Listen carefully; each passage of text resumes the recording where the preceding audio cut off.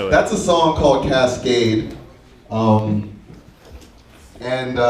of our songs are born on the guitar first. Usually I'll write something or Javier will write something, usually 3 or 4 parts before Matt ever hears them.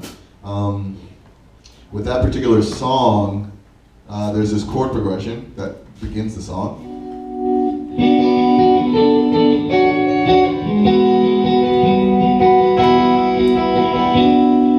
So I was working on a technique that stems from thumping, but instead of using my thumb, I started using my pick to achieve groups of notes. So things like this,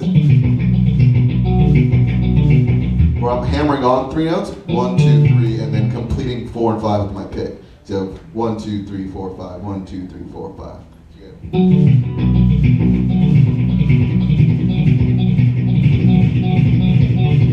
So what I did is I took that chord progression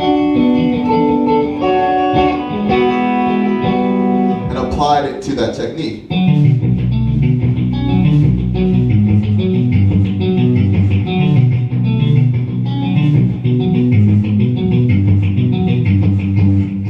So rhythmically, I'm doing groups of 5, and maybe Matt can talk a little bit about how we like to imply maybe 4 over 5 quite often. Yeah, so that's basically, there's 8 groups of 5, and then he kind of makes up, so, 8 times 5 is 40. If it were to be in 4/4, so 4 measures of 4/4 to equal 64 notes, we need 24 more notes. So he creatively said, I'll just do 4 more groups of 6, and then it will be nice and 4/4, and that sounds good. I didn't say any of that or like that at all. I said, my master plan, I will put this in 4/4. Just as a side note, Matt just said a lot of numbers, but when I am writing this stuff, I'm not aware of 64 notes in 4 measures of it. None of that is part of my... If anybody just took my clinic, I went over exactly that. Like, I think of it in little groups. Like he's thinking of it in 5s. In my head, I'm doing the downbeats of his 5s. Doom, doom, doom, doom, doom. Matt, his counting. They just leave it up to the drummer to pick up the pieces and make it sound like grooves, They do this weird riff, and they're like, dude, make it. Why doesn't it groove? I'm like, dude, because you know what you're doing? No. It's like, Well, the moral of the story is that there are layers of interpretation, and just because you're not deep inside of the numbers doesn't mean you can't create something that's musically complex or rhythmically complex. Nor does it require you to interpret the musical phrase from a numerical standpoint in order to feel it or to play it. So back to this particular phrase we're doing, I'm thinking groups of 5.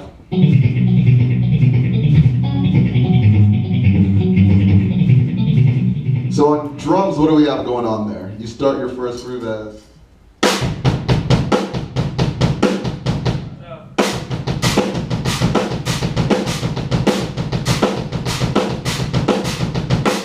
So his high or his China cymbal is doing quarter notes, which I would perceive in 4. 1, 2, 3, 4.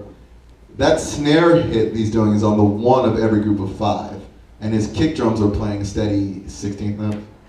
So you have 1, 2, 3, 4, 5. 1, 2, 3, 4, 5. 1, 2, 3, 4, 5. 1, 2, 3. Maybe you count 4 and I'll count 5.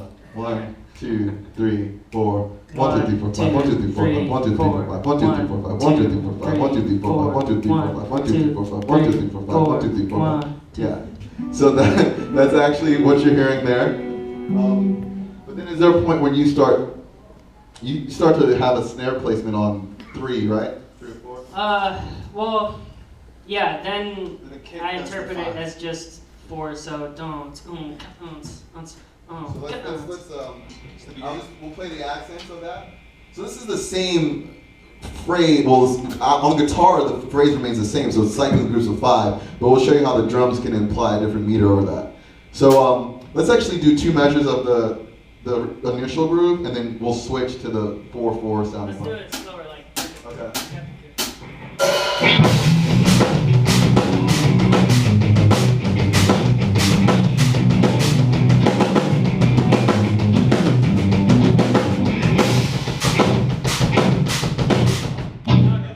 I thought you said 2 times.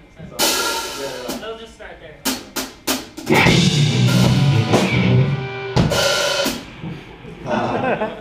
Should I just do the accents? It's hard stuff. I'll stick to my part. All right, ready? Yeah.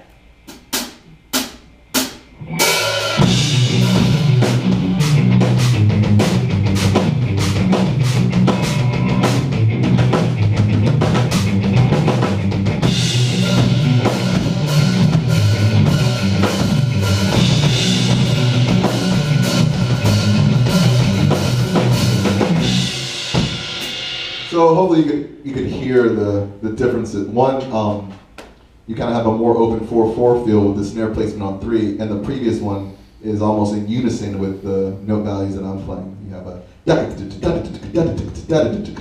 that sort of thing. So this is a way of getting away with using one phrase to sound like two different separate parts.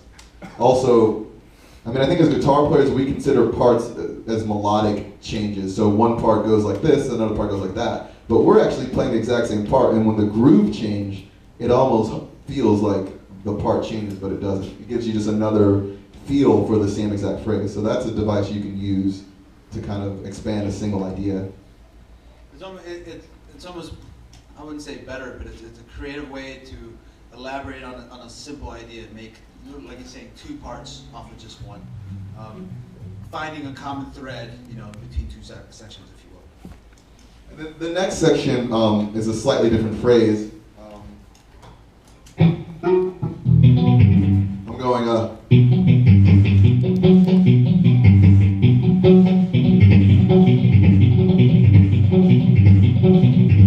Is that 5 as well? So this is in 5. It's very different than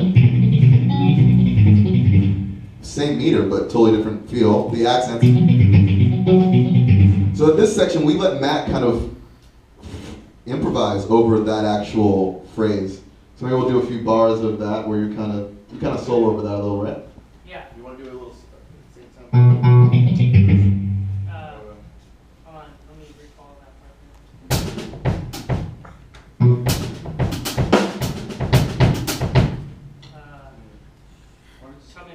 Coming in from like nowhere. Just come on it. Yeah. Oh, it's before that.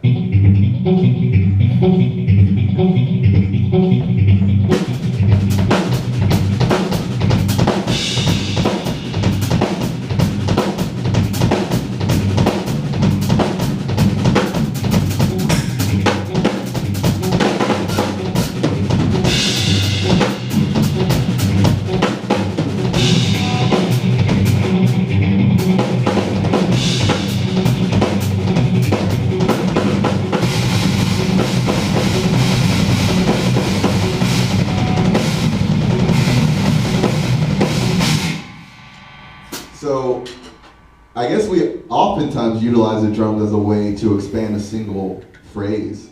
All the different ideas he's doing kind of feel different, and so it's almost like getting away with using one phrase to have multiple parts. And he's all sick at drums. That was really good.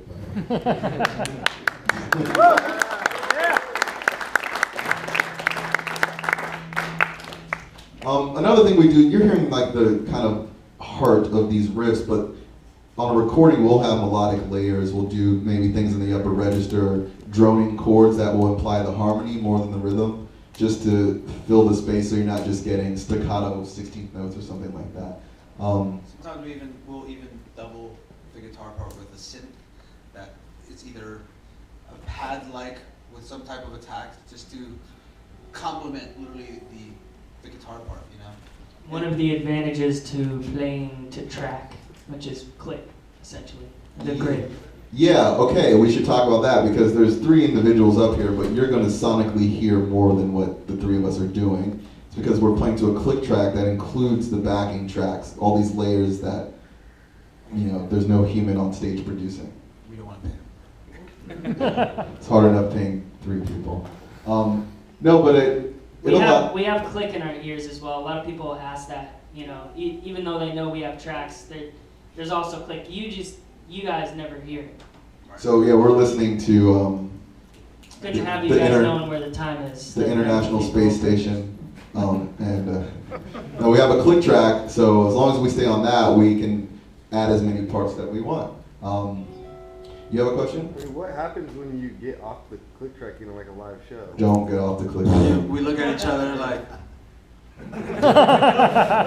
Yeah, so when you see us perform, there's zero margin of error. that's what I'm saying, yeah. You are a slave to the click to the point where if you're off by an eighth note, it's You're done. everything That's it. is off. Yeah. Then you try to add or subtract one somewhere and get lucky. you, and you, get back you look on. around, you look, it's like, if I lose the click, I'll look at Matt and just like, where am I? Where am I? Where am I? Matt does the same thing, it's like, Yeah. it's like, who's Flying blind. It's who's like all of a still sudden on your me? headlights go out. You're like, oh, and it's like pitch dark. You're like, oh. and you're just there trying to figure out who's on beat. You look at them, try to make eye contact, and be like, "This one, yeah, okay, thank you," you know. And you get So hopefully that won't happen tonight. You have a question? Yeah, just quick. What are you all listening to for the click? Are you each listening to the same thing? Is it a metronome? It's all. We have the same click. Everybody has the same click. Yeah, we don't really accent. You know, we're talking about all these time signatures, 5, 4, 7, all this stuff, but we don't accent the one of each of these. So our click isn't dictating our perception of the length of the phrases. It's only keeping us on time. So there's no boop, boop, boop, boop, boop. You know what I mean? It's all one. Every now and then we'll have an eighth note click where it'll be back, but it's rare. And then every now and then we'll do where the accented one is reset, just because it's a weird transition. But we're never having a click in 5. It's not like an actual time signature map. Yeah. We have just memorized the phrase, and the click is just a timepiece, not like a length of phrase. Sort of. And for the most part, anytime we're using odd meter, it's grouped in twos, meaning we'll repeat that, like when he's playing that 1, 2, 3, 4, 5, 1, 2, 3, 4, 5, 1, 2, 3, 4, 5, 1, 2, 3, 4, 5. That's 4 groups of 5. That's an even number at the end. So we're always kind of listening for that downbeat, you know. And we're also used to playing to the upbeat because we always start off with the downbeat to the upbeat, back to the down.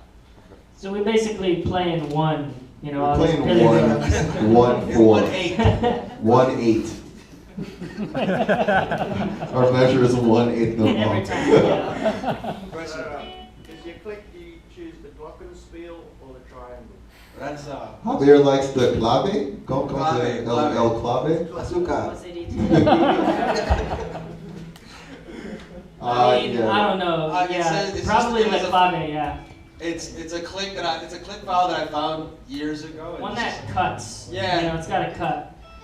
I think it's actually just like a digital click. I don't think it's actual sound. And it just cuts like you said. Yeah, don't think about that stuff Yeah, too much. it's a click. Yeah. You got one? You guys have it programmed to like change.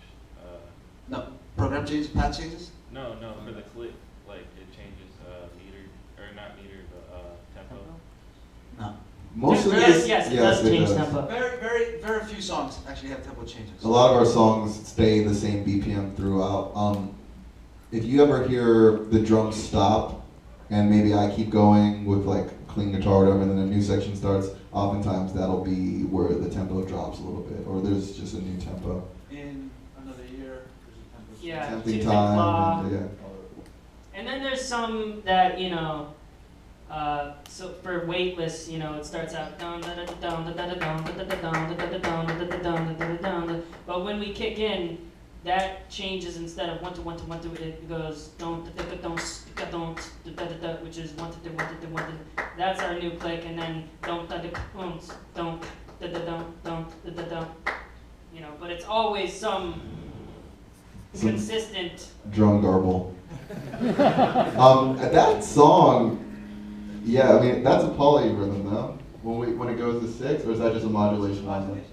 So yeah, they keep the quintuplets going, and it's just interpreted instead of, you know, as 16th notes. Now it's being interpreted as triplets.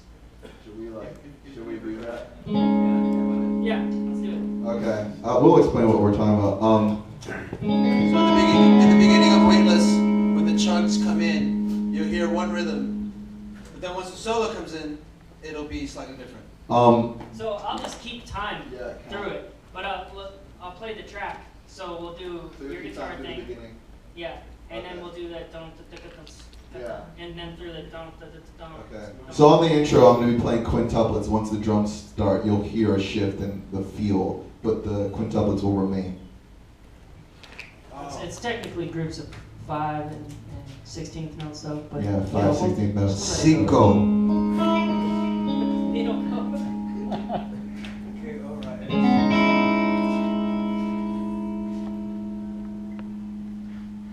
Alright. So I'll play what the click plays for now.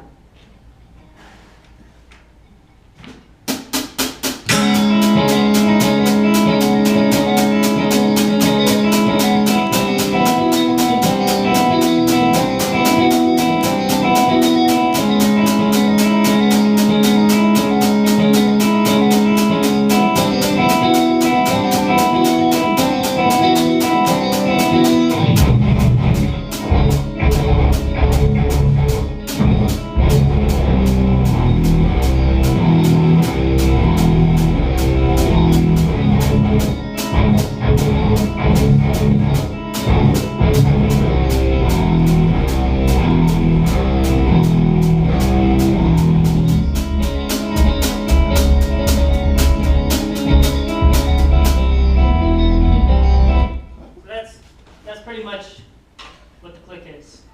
So that's 2 different fields, right? It goes. Yeah. Okay. Sorry, we don't ever do this.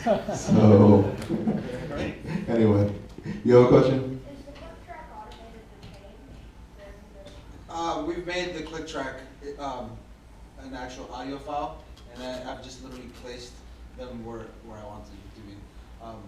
I don't automate it because it's when you're messing around with these types of rhythms, sometimes automation can look weird, and you start having to do all the mapping for meters and stuff like that.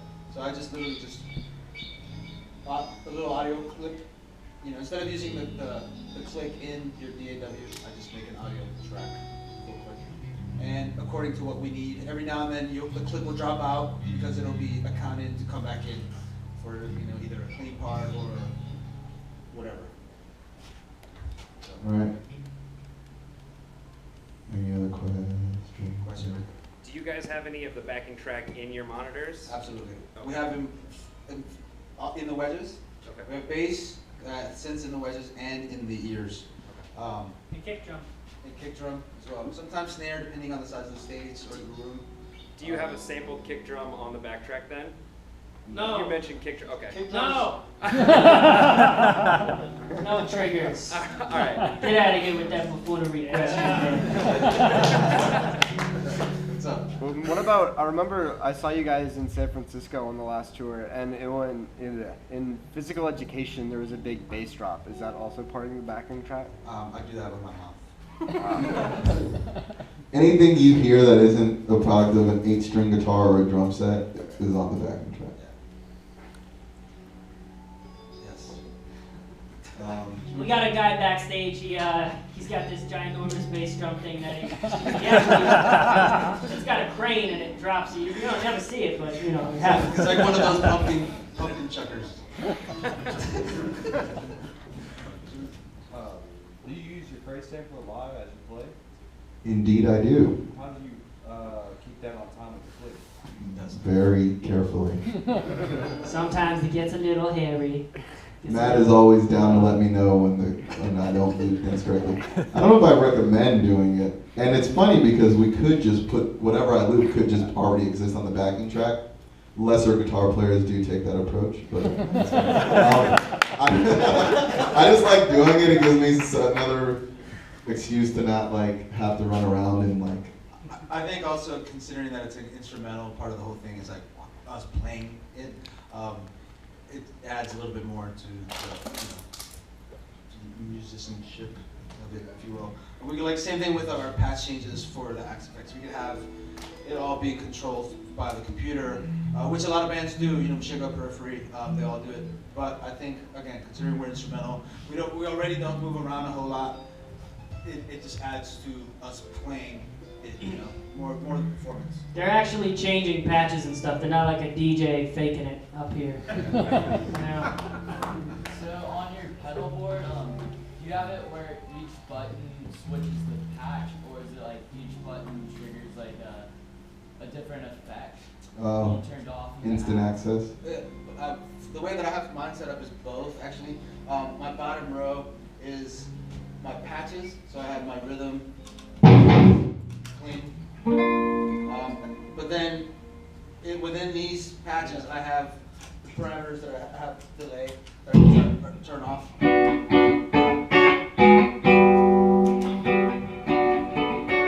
So stomp effects basically. Yeah, exactly.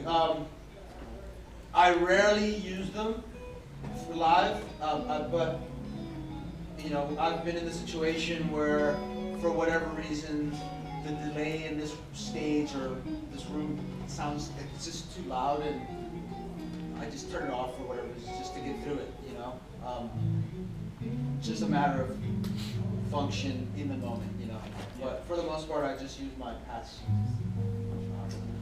Toes, I think, just use patch. Yeah, I mean that's kind of the point. You have multiple effects at the touch of one button. Yeah. When you switch from like distorted to clean channels, do you have to adjust the volume? When you're making the patches, you're adjusting that as you go. When you store the patch, you store it at a set volume, and hopefully you got it to where. Yeah. Ideally, we try to make it so that, you know, he has rhythms, clean slaps, and what lead? Lead, semi-distorted. So his lead is obviously going to be louder than, you know, his rhythm. I won't have a patch as loud as his lead because I'm not playing any of his leads, except for physical. But that's about it, you know. Yeah. We try to have it so that it's less work for the front of house guy. We know the parts better than the front of house. So you can go back to being on YouTube or whatever it was. Right. Tinder. JK. Any other questions? Do you live in Cut? Well, there's we got one in the back there. Is your looper synced to MIDI? Nope. It's just, I hear the click, and then I try to loop as accurately as possible to that. And if it drifts, then I'll stop it and reset it on the one of the next measure on the click. And it's usually chill. And it's usually, you know, it would be more of a problem like if it was going around a lot of times. But since it's only usually like one time or maybe two going around that it's looping, it's, you know, the drift is minimal. Should we play another song or something? Yeah. Do you guys like music? You guys like songs? It's okay. Yeah. Crazy rhythm or whatever. Is that one? You mean all your Or the odd meter one, yes. I think a little bit more synth. Yeah, my whole mix, could you just bring it up a little bit?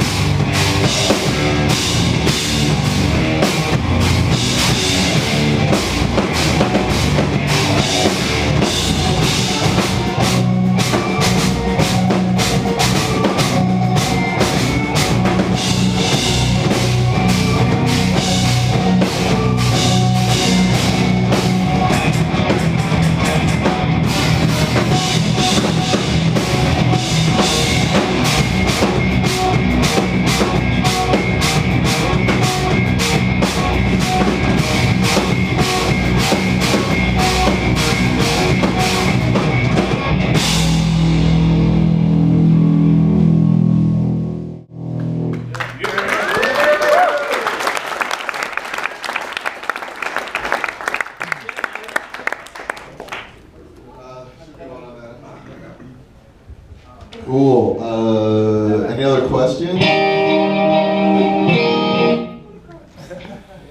Damn.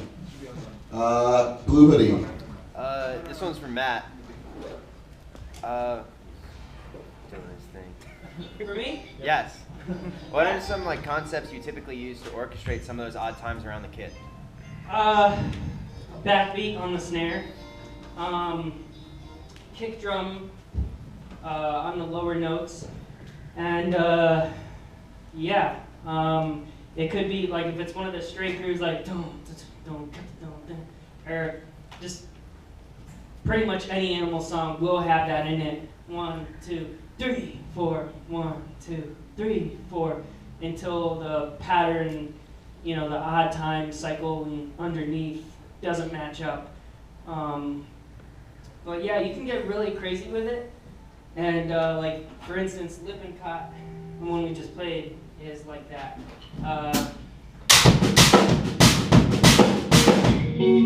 Yeah, so I'm outlining 1,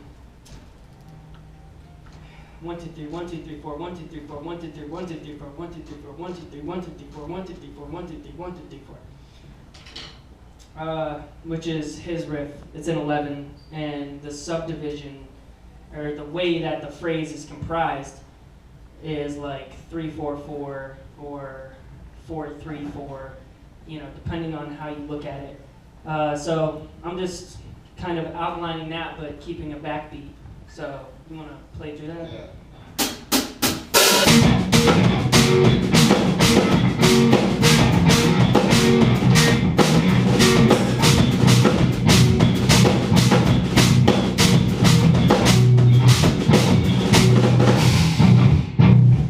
Yeah, so then I start, filling in the ghost notes where there's not a kick or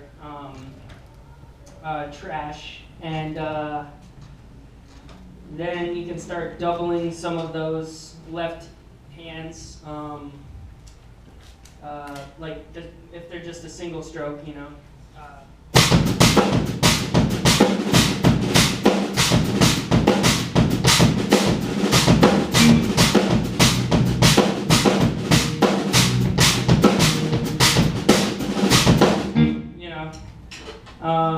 but yeah, that's kind of doubling most of them. But you want to be tasty with this stuff. It's just options. Well, the tastier the groove is, the less odd so these phrases are all an odd number, so that isn't necessarily the most intuitive rhythm for people to hear, but he does a really good job of tying them down to what feels like a groove. You notice his hi-hat is going the whole time, so you're really getting a pulse, a constant pulse. Just all these things contribute to like your orientation when you hear these phrases,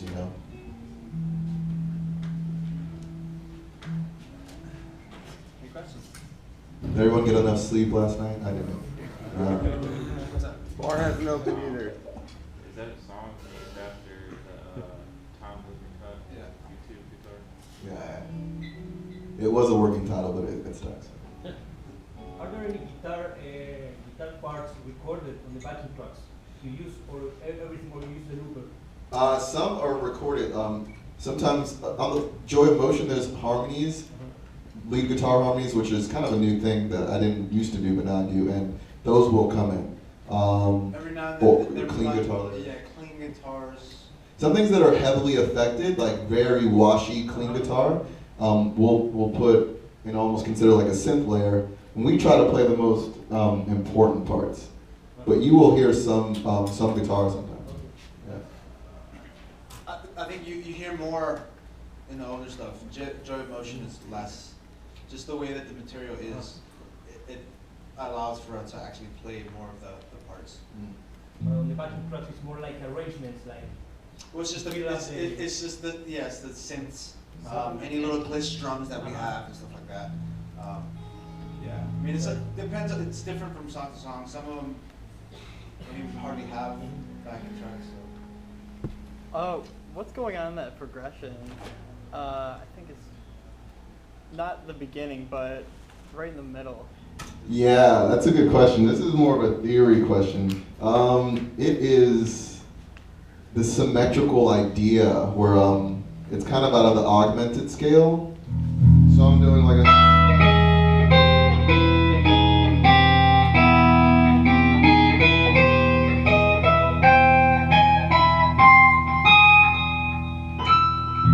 So I'm moving these intervals like a half step and then a full, then a minor third. So you have either a half step or a minor third, and that's the symmetry of that actual chord movement. So.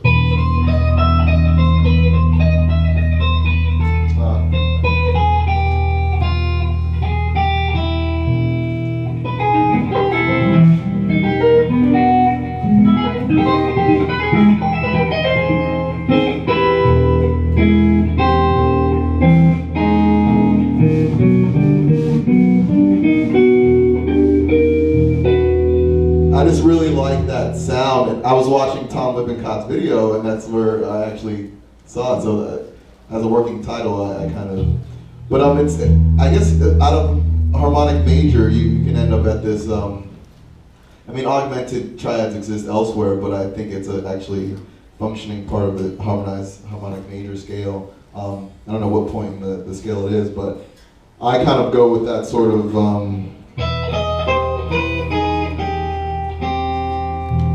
And it's a nice contrast to the Lydian sound of the beginning of the riff.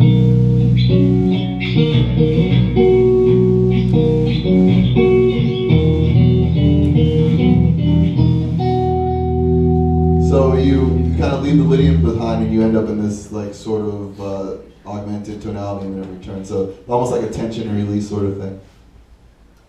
Hopefully that helps. Yeah, that helped a lot. Thanks. Cool. You have a question? You guys like click tracks, huh? Spacebar.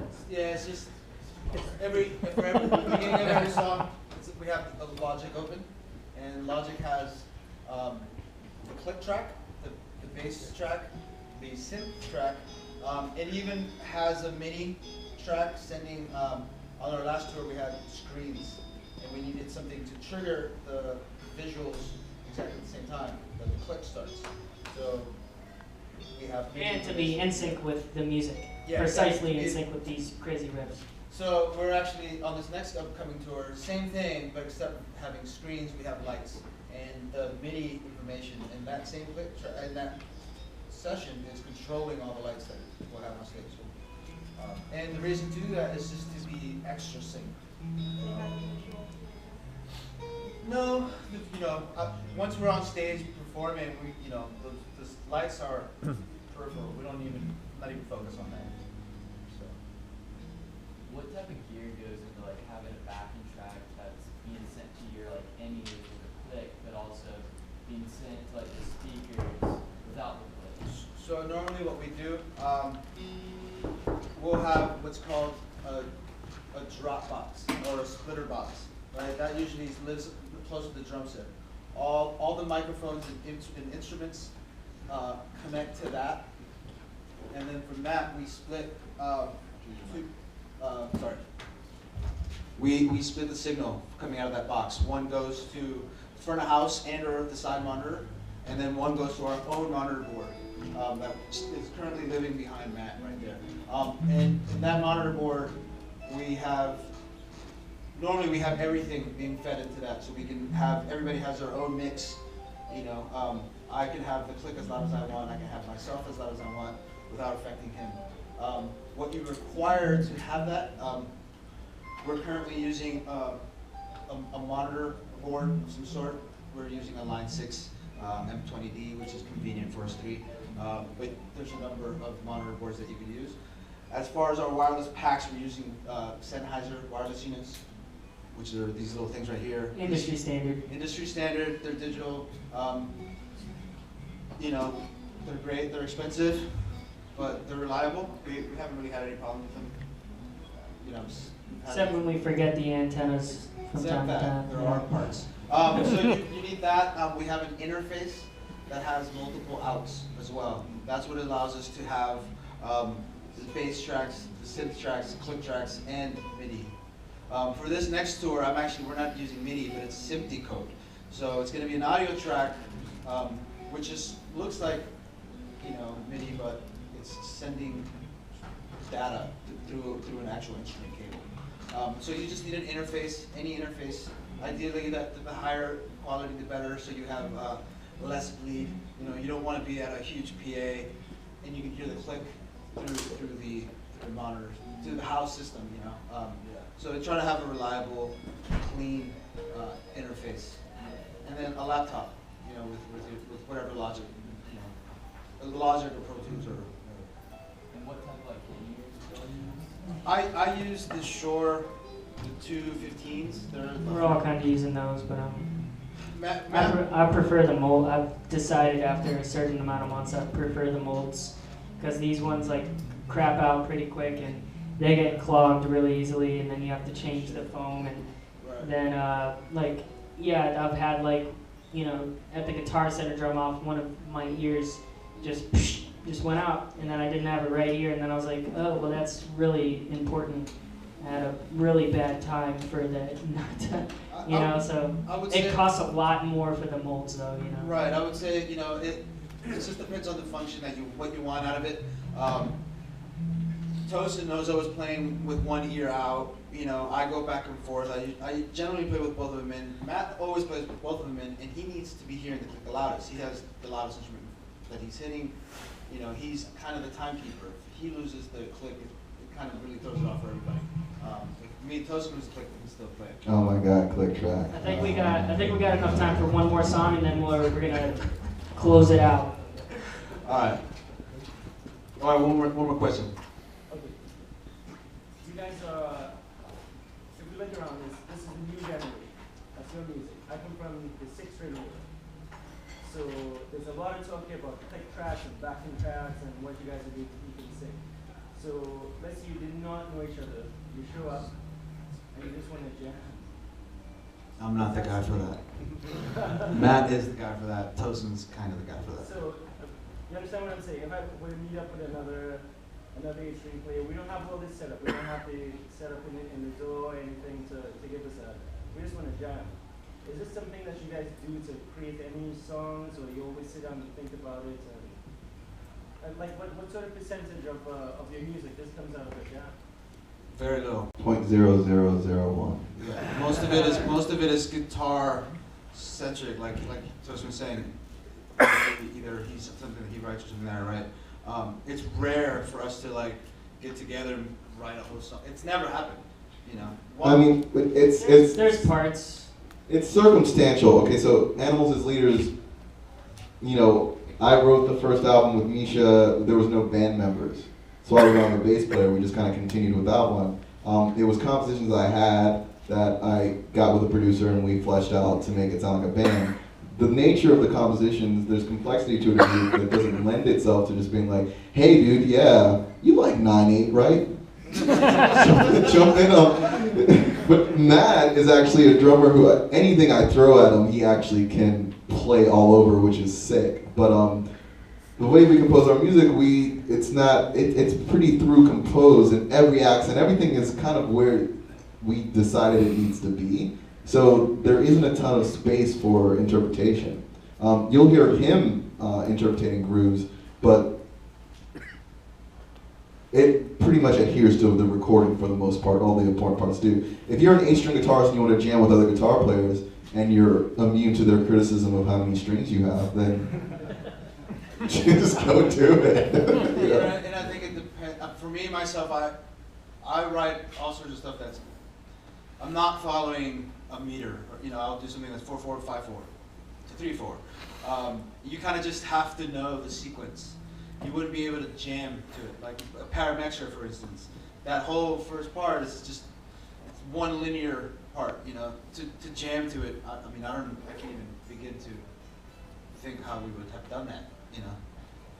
Do all you guys write, or basically Tosin, you basically write most of it? It's become pretty well distributed. On the next album, we want to experiment with Matt, maybe composing drum stuff that we write guitar stuff too.